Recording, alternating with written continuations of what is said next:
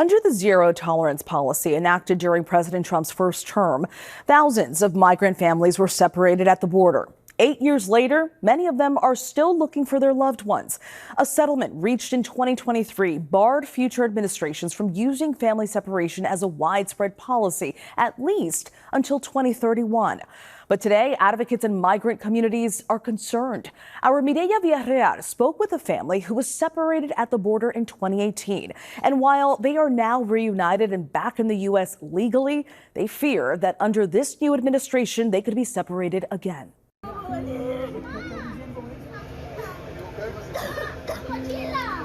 Ellos son humanos. Estamos en este país para aportar,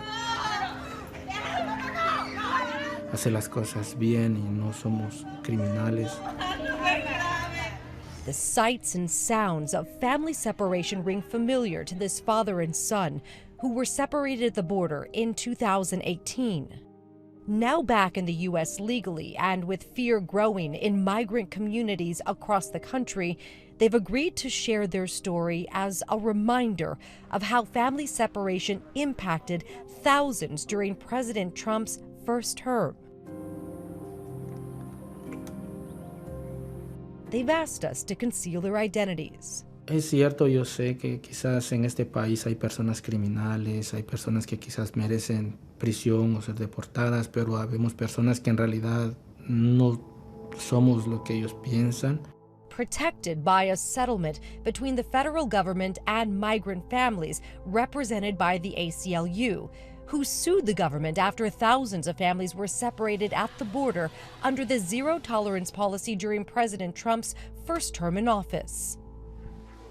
Back then, the two made their way to the border from their home country, crossing the border wall after more than 20 days of traveling. Era el plan entregarnos a los agentes de inmigración, pedir un asilo, pedir protección. Nosotros llegamos a la frontera, pusieron la ley de tolerancia cero y las leyes se pusieron duras, nos hicieron sufrir demasiado en la detención, dormíamos en el piso. Comíamos sopas crudas todo el tiempo. Nos trataban peor que animales. Nosotros nos trataron como basura más que todo. Now 13 years old, his son was just 5 at the time and didn't understand a lot of what was going on around him. Pensé que mi papá me iba a venir a recoger, pero vinieron unos señores que me llevaron para sus casas y yo no entendía qué estaba pasando. Me sentía un poco enojado porque no sabía por qué me había dejado, nunca había volvido por mí. Dad ended up in a detention facility for more than 6 months while his son went from a shelter for children into foster care. Eventually, the two were able to speak with each other and connect with the young boy's mother back home. Siempre pensaba en él, si iba a regresar por mí. Toda la noche no pude dormir. Había una ventanita que siempre me subía y miraba si iba a venir mi papá o a recogerme, si me iba a llevar para mi casa de nuevo. His father was eventually deported, and their son rejoined the family more than a year after their initial separation in 2018. Cuando yo me reuní con él no hablaba. Él le preguntaba a uno algo, no le causaba gracia. Quería uno hacerlo reír, él no se reía. Él le afectó mucho lo que pasó. We now know that there were roughly 6,000 families separated. The impact has been devastating. In my more than 3 decades doing this work, it's by far the worst thing I've ever seen. The Biden administration forming a family reunification task force and settling the lawsuit in 2023. ACLU attorney Liga Learned represented the families. The settlement had 2 parts. One was backward-looking to help the families that were separated to ensure that they would have the ability to apply for asylum, to remain in the country, to get medical benefits, housing benefits, and other benefits. The other was forward-looking, that there could no longer be a family separation policy. Ya me acostumbraré a estas largas caminatas y aventuras. Dora Malara is an attorney based in Honduras who's been working on reunifying families since 2018. Todos los casos son difíciles, ¿verdad? Porque tenemos muy poca información. Hay algunos que hay que viajar horas para poder llegar a un lugar y otros pues son más cerca. Pero también existen los problemas de las pandillas. Melara has helped dozens of families find each other, but knows even 7 years later, there are hundreds still separated.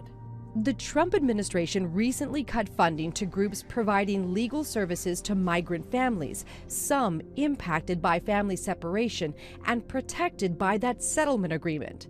A federal judge recently finding the government had breached the settlement agreement and ordering them to reinstate a contract with an organization that helped separated families. We reached out for this story to the Department of Homeland Security, but have yet to hear back. The Trump administration's come in, they've never taken full responsibility for what happened. They've denied there was really a policy. They've denied the harm that occurred. And now they are trying to slowly breach various provisions in the settlement. I think there is no question that these separated families are fearful of what will happen. They see the atmosphere around the country, across the board, the administration, essentially a war on immigrants.